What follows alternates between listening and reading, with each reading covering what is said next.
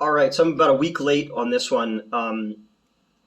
Last weekend was a holiday, and I had to go see family, and I helped out my old boss at my old theater. So I did not have a chance to go see Black Phone or Elvis yet. So tonight, the theater that's up this way near my house that I've never been to before was having a $7 Tuesday. So I said, "Fuck it, let's go see Black Phone." And when I say we, I mean me. Directed by Scott Derrickson, Sinister, Doctor Strange, one of those direct to video fucking Hellraiser movies. Written by Joe Hill, the son of Stephen King, based on one of his. I don't think he wrote the movie. He wrote the story that the movie's based on. To be perfectly honest, everybody's been telling me how good it was, and I honestly had no interest simply because the trailers did nothing for me. I'm like, okay, kids locked in a basement and ghosts are calling them. All right, yeah. But it's so much more than that. It's really fucking well done and tight and incredibly well acted by children actors, which is something you don't expect very much. There was a couple scenes in this where I was like, wow, that's fucking heavy for a kid. There's a scene where the dad is beating the daughter with a belt because she has visions and he doesn't want. And there's layered characters. You find out why, but like the little girl's reaction in the scene was so visceral and raw, and I was like, wow, you like that's something. Like that's and because those kids carry this movie, they're the heart of this very cold movie.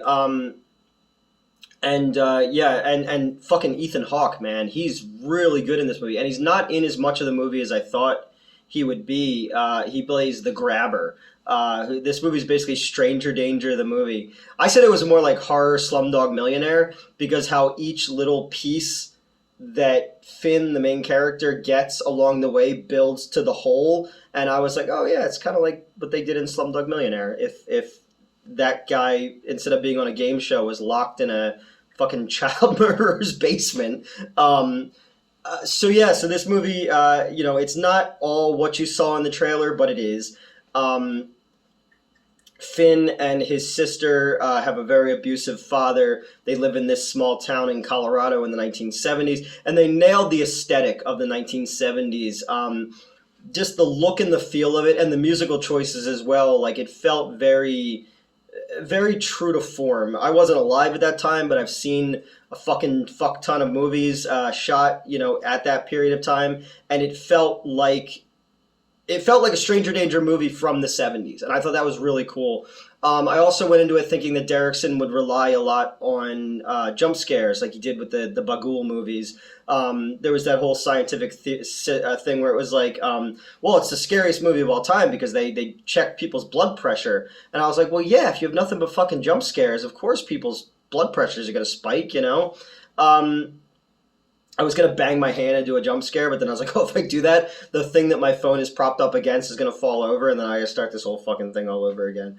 Very professional outlet. So there's this rash of children that have gone missing in this town, and every time someone is taken, black balloons are left behind.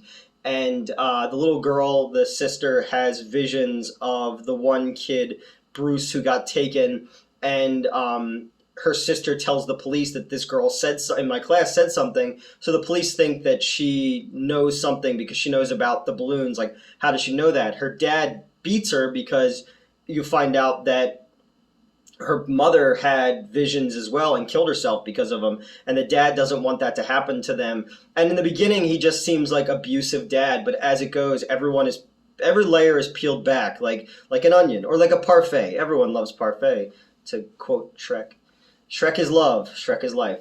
So I like that every character wasn't a stock character. There is a comic relief character in the movie that I felt you could have completely just pulled out and you wouldn't have lost anything from it. Finn is eventually taken by the grabber.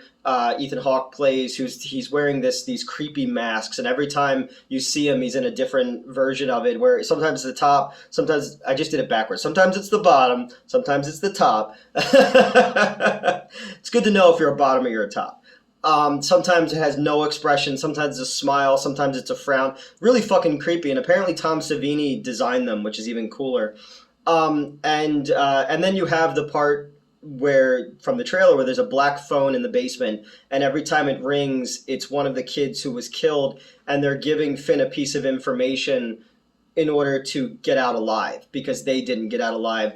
And that's where I kind of the Slumdog Millionaire part of it came in, where it's like each time he's getting another piece of it, there's there's a piece of wire that's tucked under a carpet, and there's numbers scratched into a wall, and and just all these different things. I don't want to give away the entire fucking thing, but and how all these play out to the third act, and how the little girl's dreams when she's basically when she's picking a fight with Christ, when she's like, Jesus, why aren't you giving me any visions? What the fuck? Like, she's talking the way that I talked, the way that people talk to me. What the fuck is wrong with you?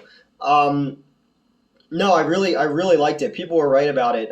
It's cool to see, Blumhouse handling these kind of smaller budget, more mature psychological thriller horror movies. Because I mean, it's got fucking ghosts in it. It's cool that when you do see the kids, the ghosts, they're fucking fucked up and bloody and whatnot. And but when they talk, they sound like it would sound on an old, like, did this, like I'm on a fucking telephone. I was thinking about, because there's the people who were, I had to sit in the very front row because I didn't think I would need to buy tickets in advance, and I was fucking wrong. It's the first time ever I've ever sat in the front row, and I'm like sitting up like this trying to see, but I was all surrounded by like younger people, and I was like, do you think they even know what a rotary phone is or what a cord on a phone is? I like how I'm miming it, You could watch this with the subtitles.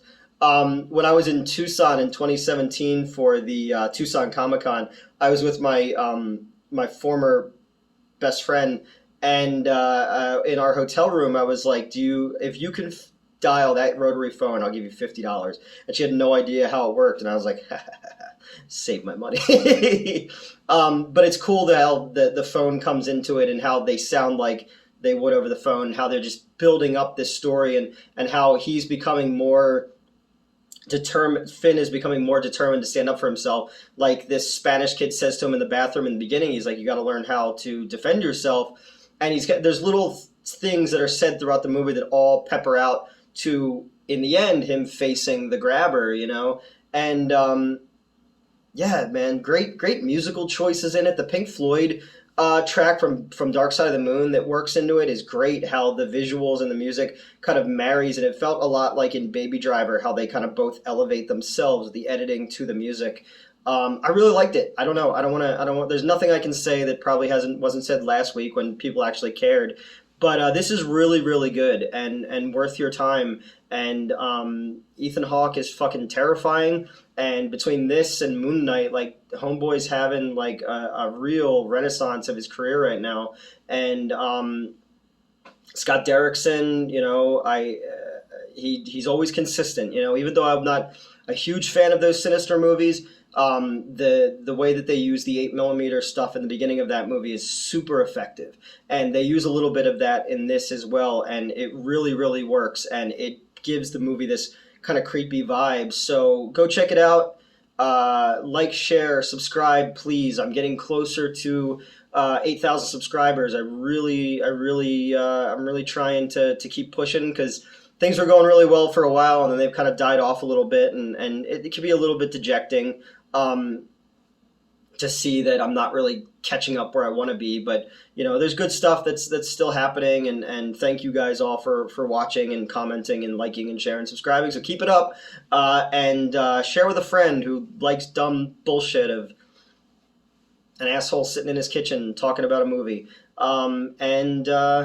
Yeah, that's it. Black Phone. Let's see if I can get this to 10 minutes. They'll just sit quietly for another 60 seconds. No, all right. Thanks, guys. Like, share, and subscribe, and go check out Black Phone.